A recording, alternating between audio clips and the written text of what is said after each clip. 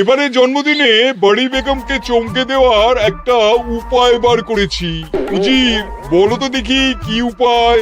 নবাবের সাজিশের হদিশ পাওয়া আমার বুদ্ধিতে নামুমকিন। স্যার, বহুত বড়িয়া কোনো মতলব আছে। এবারে বেগমের জন্মদিনে বিরাট একটা উৎসব করব। সারা দেশ থেকে মহান মহান অতিথিদের নিয়ে আসা হবে।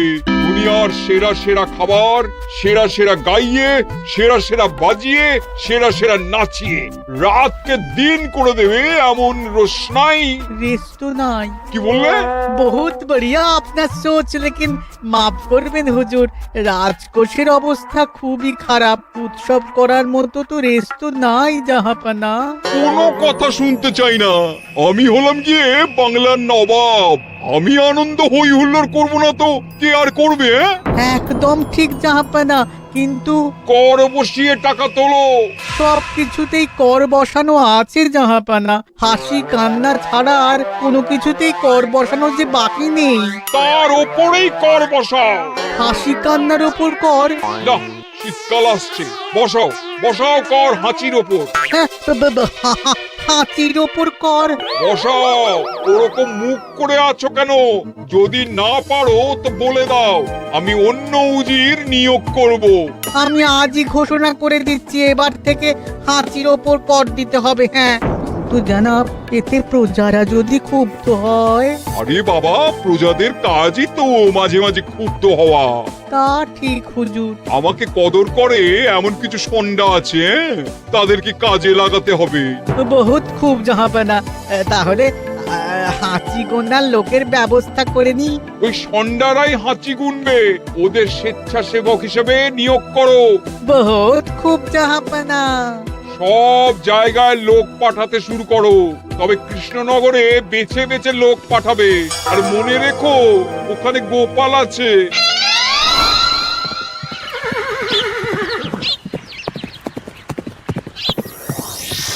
সব জায়গায় কর আদায়কারী পাঠিয়ে দেওয়া হয়েছে জাহাপানা। আপনার কথা মতো তাদের বলে দেওয়া হয়েছে যে আদায় হওয়া করের 10% তাদের বেতন হিসেবে দেওয়া হবে। সুতরাং কর আদায়ে কোনো ঢিলেমি হবে না। বহুত আচ্ছা, বহুত আচ্ছা।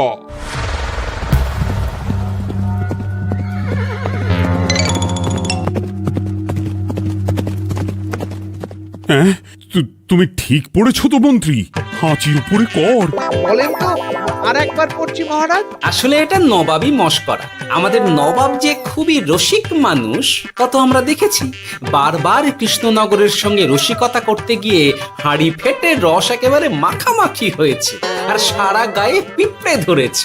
মশকরা নয়, একদম সত্যি কথা। হাঁচির উপরে কর বসানো হয়েছে, আর আমরা হলাম নবাবের খাস হাঁচি গোনার দল।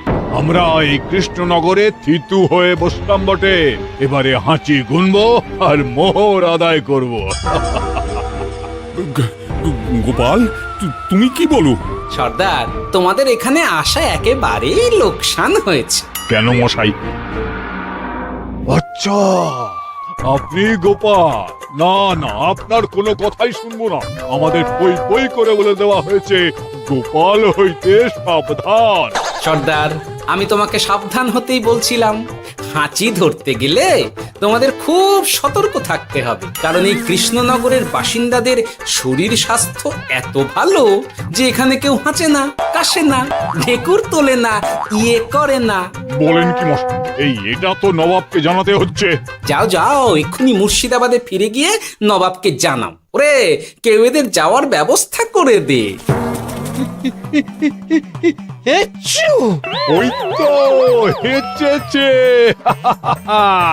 হাঁচি এক, পুরো এক মোহর। হাঁচি দুই, দুই মোহর। আরে, এটা তো হাঁচির বাচ্চা, এটা তো ধরলে চলবে না। কেন? হাঁচি হলেই তো হলো। কি করব সর্দার, লিখবো? দেখ, একবার গুনে যখন ফেলেছি পুরো ছাড়তে পারবো না। আধমোহর লেখ। এটা কাশি, কাশিতে কোনো করের কথা নেই। লেখ লেখ লেখ লেখ লেখ। হাঁচি তিন, পুরো এক মোহর। হাঁচি চার।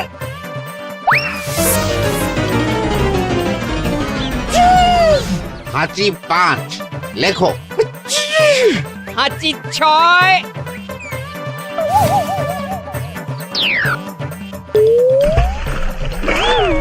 যা যা কি রে, শুনেছিলাম কৃষ্ণনগরের মন্ত্রীটা মাথা মোটা, প্রমাণ হয়ে গেল।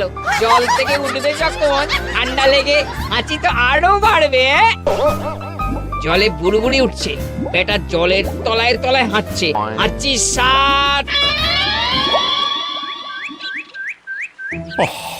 এখনো তো ফিরলো না, বেলা গড়িয়ে দুপুর হয়ে গেল। ভাববেন না রাজামশাই, আমরা যারা যারা এখানে এসেছি সবাই ধড়িবাজ লোক। মন্ত্রীর হাঁচি নিংড়ে নিয়ে ফিরবে।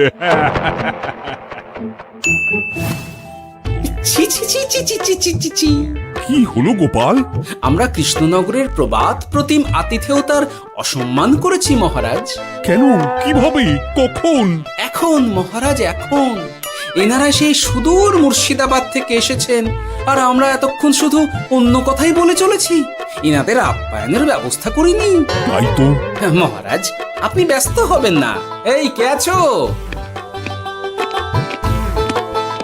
শোনো, এদের রাজ অতিথিশালাতে থাকার বিশেষ ব্যবস্থা করো। এদের খাবার যাবে মহারাজের পাকশাল থেকে। এদের সব সুবিধে অসুবিধে দেখার জন্য দাস দাসী নিযুক্ত থাকবে। চলো হে চলো। আরে দাঁড়াও সর্দার, হ্যাঁ বলুন। তোমাদের তো আবার গোপালের কথা শোনা বারণ। আমার ব্যবস্থায় বোধহয় তোমরা থাকবে না। বাদ দিন তো, আসলে ভয় ছিল আপনার বুদ্ধিকে, আর ভয় নেই। কেমন আগু পিছু বিচার না করেই বলে ফেললেন এখানে কেউ হাঁচে না। বুঝে গেছি, আসলে গোপাল হলো গল্প। চলো হে চলো, ও বড্ড খিদে পেয়েছে। প্রহরী, এই সর্দারের দলের বাকি লোকগুলো এলে এদেরকেও অতিথিশালায় নিয়ে যেও। হ্যাঁ, আচ্ছা।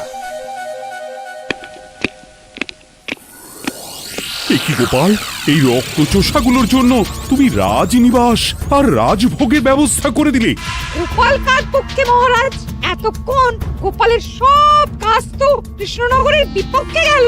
বটেই তো, আমি মনে মনে গণনা করে দেখলাম গোপালের শুল যোগ শুরু হয়েছে। আগামী 1 যুগ ধরে গোপাল যেখানে থাকবে সেখানে রাহুর প্রকোপে দুঃখ দারিদ্র মহামারী একসঙ্গে এসে ধরা পড়বে। মহারাজ, গোপাল কখনো কৃষ্ণনগরের খারাপ ভাবেনি। সে যখন ওই রক্তচোষাদের রাজভোগে রাখার ব্যবস্থা করেছে, তখন বুঝতে হবে এর মধ্যে একটা ঘোরতর পেঁচ আছে। গোপালই তাহলে বলুক, কি পেঁচ? মহারাজ, মানুষ বিলাসের সুযোগ পেলে কাজ ভুলে বিলাসেই ডুবে থাকে। কত সম্রাট মহাসম্রাট বিলাসিতায় ডুবে কত সাম্রাজ্য মহাসাম্রাজ্য ভেঙে টুকরো করেছে। এরা তো নবাবের পাঠানো কিছু মূর্খ বালক মাত্র মহারাজ। এদের রাজভোগে ডুবিয়ে দিলে হাঁচির কথা কি এদের মনে থাকবে?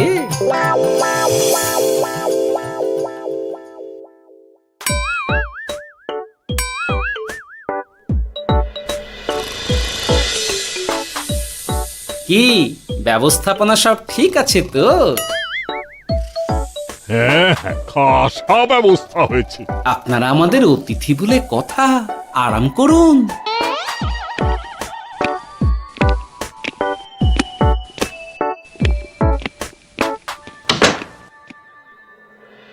বিজ্ঞানী, তোমার এই দুমুখ আয়না আবিষ্কার তোমার জীবনের সেরা কাজ। একদিক দিয়ে আয়না, অন্য দিক দিয়ে কাঁচ। কেউ জানতেই পারবে না যে তার উপর নজর রাখা হচ্ছে। অনবদ্য অনবদ্য। মহারাজের জয় হোক। কিন্তু মহারাজ, এই কৃতিত্বের মূল ভাগীদার আমাদের মন্ত্রী। তাই নাকি? হ্যাঁ মহারাজ, মন্ত্রীর দুমুখ কাজকর্ম দেখেই দুমুখ আয়নার কথা আমার মাথায় আসে। মুখ সামলে কথা বলো বিজ্ঞানী। ওরা শুনতে পাচ্ছে। যা চেঁচালেন 20 ইঞ্চির দেওয়াল ভেদ করে ওদিকে চলে যাবে কথা। এই কে যেন কাকে মুখ সামলে কথা বলতে বললো? ওই ওই বাইরে কেউ বলেছে। এই তোমরা সবাই শোনো, অতিথিদের যেন আদর যত্নের ত্রুটি না হয়। আমি আর যাই, কাল সকালে আসবো, কেমন? গোপালকে নিয়ে নবাব আর উজির যেমন ভয় দেখিয়ে দিয়েছিল, গোপাল কিন্তু সেরকম নয়। এই তোরা কি বলিস? না না না না না না, গোপাল একটু ওই হাবা গোবা আছে দাদা। দেখো দেখি কেমন বুক পেতে দিয়েছে, এবার ওদেরই বুকে বসে ওদেরই দাড়ি ওপরাবো। গোপালের জবাব নেই, ঠিক সামলে দিল। মহারাজ, এই প্যাঁচটা আমার মাথাতেই এসেছিল, কিন্তু ওই যে নাকে মাছি ঢুকে গিয়েই সব বরবাদ হয়ে গেল। মহারাজ, এই পরিকল্পনা যদি মন্ত্রীর মাথাতে আগে এসে থাকে, তাহলে এদের মন্ত্রী আমার চেয়ে ভালো করে সামলাতে পারবেন মহারাজ। বটেই তো, এই দায়িত্ব আমি নিলাম মহারাজ।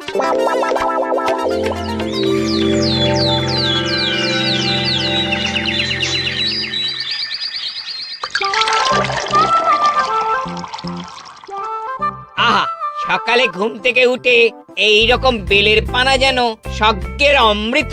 আছে আছে, আরো আছে। পানীয়, খাদ্য, আরাম, আয়েশ, যত চাও তত পাবে। এ কি, আপনি গোপাল কোথায়? মহারাজ বিবেচনা করে দেখেছেন যে মহামান্য অতিথিদের পরিচর্যার ভার গোপালের মতো একজন ভাঁড়ের পক্ষে বহন করা সম্ভব নয়, তাই এই দায়িত্ব আমাকে দেওয়া হয়েছে। কিন্তু কোনো কিন্তু নেই সর্দার, আমি যে খানা পিনা নাচা গানা আমোদ আহ্লাদের ব্যবস্থা করেছি দেখে তুমি চমকে যাবে। দেখা নয় বিজ্ঞানী, এবার শুধু কাজের সময়। কাল মন্ত্রীর উপর ওদের ভার ছেড়ে দিয়ে কৃষ্ণনগরের যে সর্বনাশটি করেছো, কোনো কাজ করে আর সেটিকে সামলানো যাবে না। হ্যাঁ, আহা, তোমার দেখছি মন্ত্রীর উপরে একটুও আস্থা নেই। ঠিক কি প্যাচ করছো বলো তো? প্যাচের কথা পরে হবে, তোমাকে যত তাড়াতাড়ি সম্ভব হাঁচির ওষুধ আবিষ্কার করতে হবে। হাঁচির ওষুধ? হ্যাঁ, হাঁচির ওষুধ। ওভাবে দেখছো কি বন্ধু, তোমাদের কাজের সব দায়িত্ব এখন আমার কাঁধে। তোমরা আমোদ করবে আর আমি কর আদায় করে তোমার হাতে এনে তুলে দেব। সর্দার, এর মধ্যে একটা চাল আছে মনে হচ্ছে। কি আর আমি বুঝিনি। এখন কি করবে? বিশ্বাস করে আদায় উসুলের ভার এর উপরে ছেড়ে দেবে? পাগল নাকি? মন্ত্রী মশাই, বলো বন্ধু। বলছিলাম আর দেরিতে কাজ কি?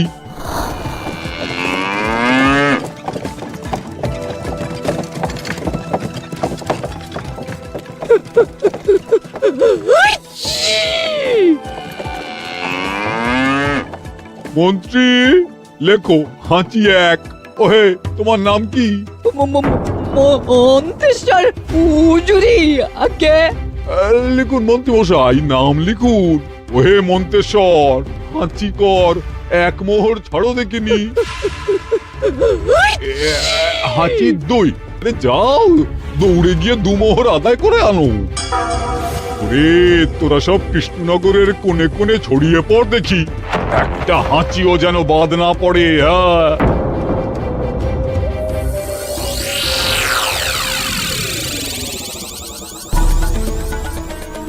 এটা হুজুরে আলাক বর্ধমান, খাম্বাস এবং কৃষ্ণনগর থেকে। চমৎকার চমৎকার। তাহলে গোপাল কিছু করতে পারেনি, আমাদের যুব শক্তি কৃষ্ণনগরকে পুরো নিংড়ে নিয়ে আসছে। মহারাজ কৃষ্ণচন্দ্রের একটা আবেদন আছে জানাব। এই হাঁচি করের 30% যদি ওই রাজ্যকে দেওয়া যায়, তাহলে আদায় উসুল আরো ভালো হবে। ওরা বলেছে যে আপনি যদি 30% দেন, তাহলে কর আদায় একেবারে জান লড়িয়ে দেবে। মঞ্জুর মঞ্জুর। আর একটা আর্জি আছে হুজুর, কৃষ্ণচন্দ্র কদিন বাদে নবাবকে কৃষ্ণনগরে আমন্ত্রণ জানিয়েছে। কেন? কৃষ্ণনগরের নবাব এবং তার উন্নয়ন উপলক্ষে এক মহোৎসব হবে। সেই সঙ্গে শহরে থাকা ইংরেজদের কাছেও নবাবের সৈন্য বলের এবং নবাব ও কৃষ্ণনগরের মধ্যে পারস্পরিক ভ্রাতৃত্বের সম্পর্কের বার্তাও পৌঁছে দেয়া যাবে। নবাবের অধীনস্থ রাজারা নবাবের শত্রু, এই রকম একটা ধারণা থেকে ইংরেজরা ইদানিং বেপরোয়া হয়ে উঠেছে, তাতে লাগাম উঠবে। বহুত খুব, মঞ্জুর মঞ্জুর মঞ্জুর।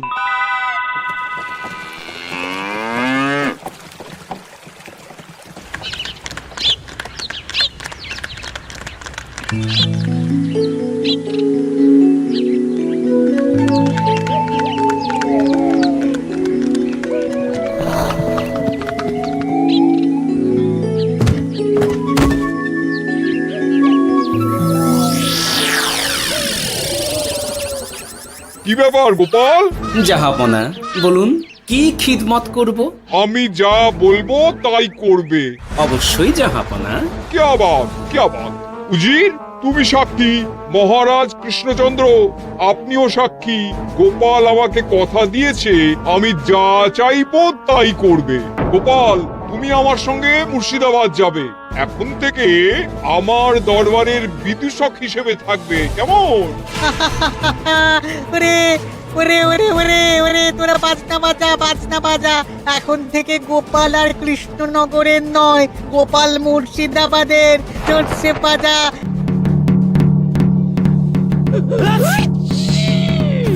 কি হলো? হুজুর, মনে হচ্ছে আপনার সৈন্যদল হাঁটছে। হ্যাঁ? হুজুর, হাঁচিগড়ের বন্যা, সব সৈন্য 10-12টা করে হেঁচে ফেলেছে। মানে প্রচুর মোহর হয়ে গেছে আর বাড়ছে বাড়ছে। আমার হাঁচি গোনার দল একটা হাঁচিও বাদ দেবে না। মোহর রাখার জন্য নতুন পোশাকখানা বানাতে হবে হুজুর। সর্দার, আমাদের হাঁচিগুলো কি খুলবো? হ্যাঁ, নিশ্চয়, একটা হাঁচিও যেন বাদ না পড়ে। চলুন হুজুর, আমরা এখানে দাঁড়িয়ে থেকে আর কি করব? ওরা হাঁচুক আর হাঁচিগুলো। চলুন নবাব বাহাদুর, আপনার জন্য কৃষ্ণনগরের রাজাতিথ্য অপেক্ষা করছে। হুজুর, আমার মনে হয় আমাদের কৃষ্ণনগরে এখন আর দেরি করা উচিত হবে না। আমরা সোজা শহরের দিকে রওনা হয়ে যাই।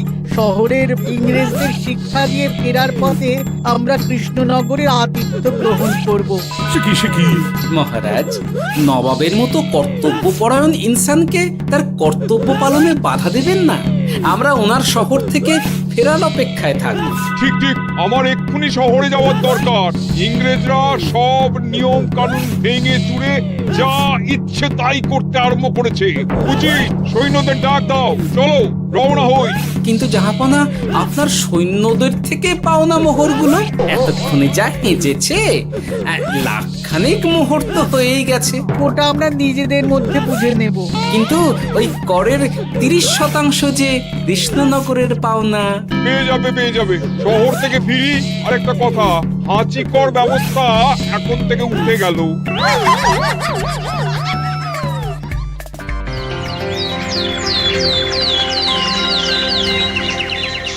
মহারাজ, কিভাবে গোপাল ভাঁড় মহাশয় নবাবের উন্মাদের মতো জারি করা ওই হাঁচিকর থেকে আমাদের সকলকে রক্ষা করেছেন তা আমরা সকলেই জানি। সমাজের তরফ থেকে তাই গোপালকে সামান্য উপহার।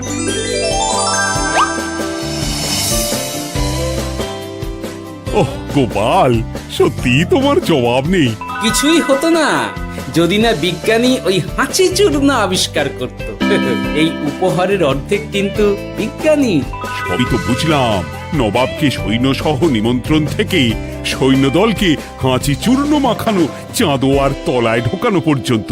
কিন্তু চাঁদোয়া থেকে হাঁচি চূর্ণ ঝরে পড়লো কি করে, সেটাই তো বুঝলাম না। এটা তুমি বলো বিজ্ঞানী। শব্দের বাতাসে কম্পন তৈরি হয়। গোপালের হাততালিতে আমার ঘরের শাড়ি থেকে হাঁচির জন্য ঝরে পড়েছিল। এখানে চাঁদোয়া থেকে ঝরে পড়েছিল বাজনার শব্দে।